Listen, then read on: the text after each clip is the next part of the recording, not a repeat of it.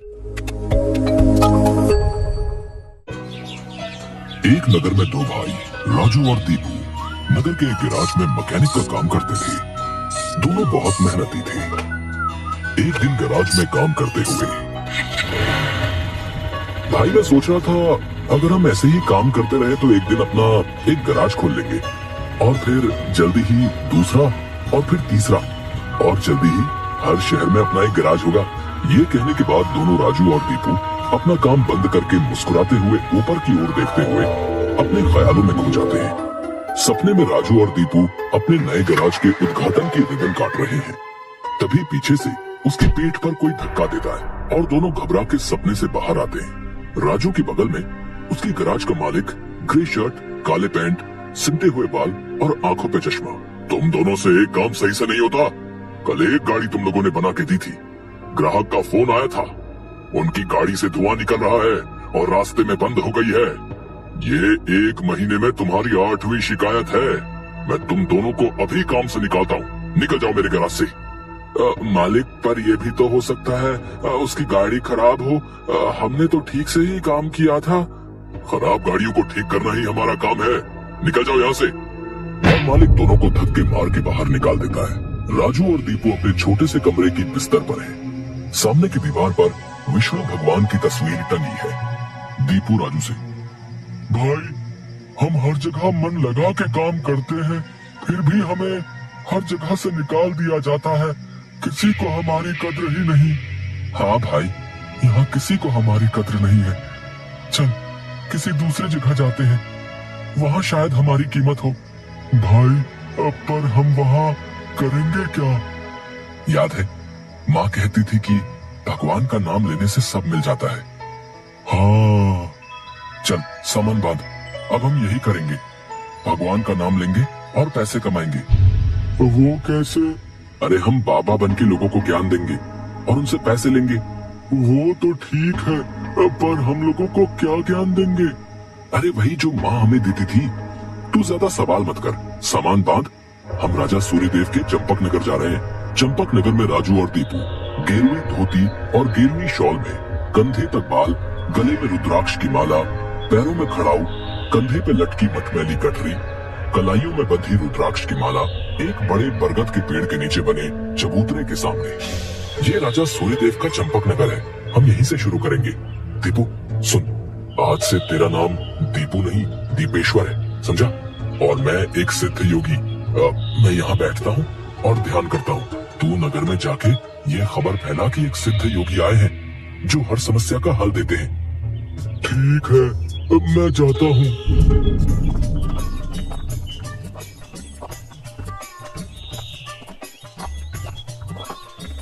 भाई, हमारे सिद्ध बाबा जी के लिए कुछ दान दो। ये कौन से बाबा हैं और कहाँ हैं?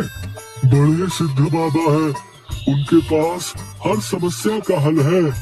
नगर के बाहर जो बड़ा बरगद का पेड़ है ना, वहाँ ठहरे हुए हैं।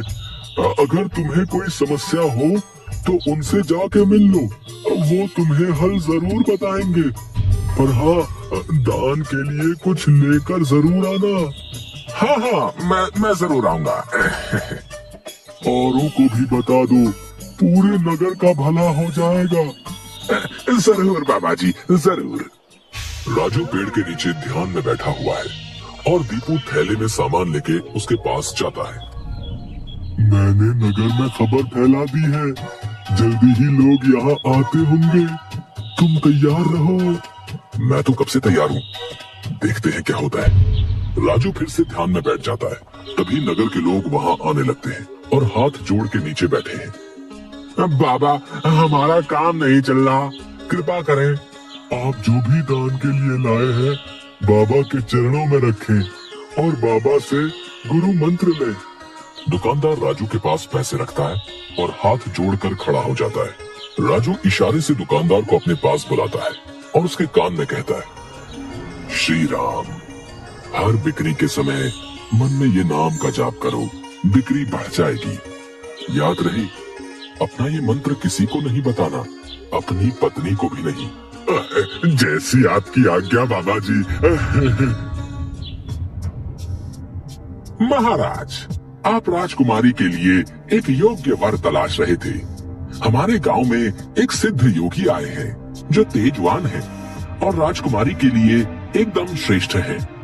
गुरुदेव, मुझे आपके चयन पर पूरा विश्वास है।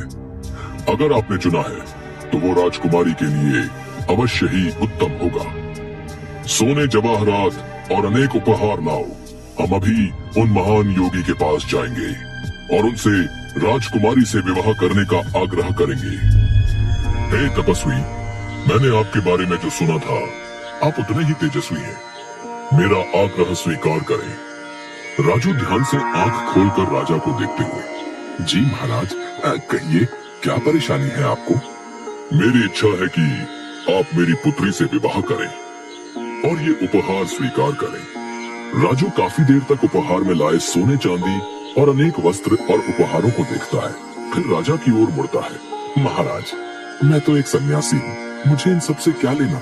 मुझे क्षमा करें, मैं आपकी बात नहीं मान सकता। दीपू चौंकते हुए राजू को देखता है। मैंने जो सुना था, आप उससे भी महान हैं। मुझे क्षमा करें यदि मैंने आपका अनादर किया हो। आप जब तक यहाँ हैं, मैं कोशिश करूंगा आपको कोई दिक्कत ना हो। और राजा सूर्यदेव को प्रणाम करके वापस चले जाते हैं।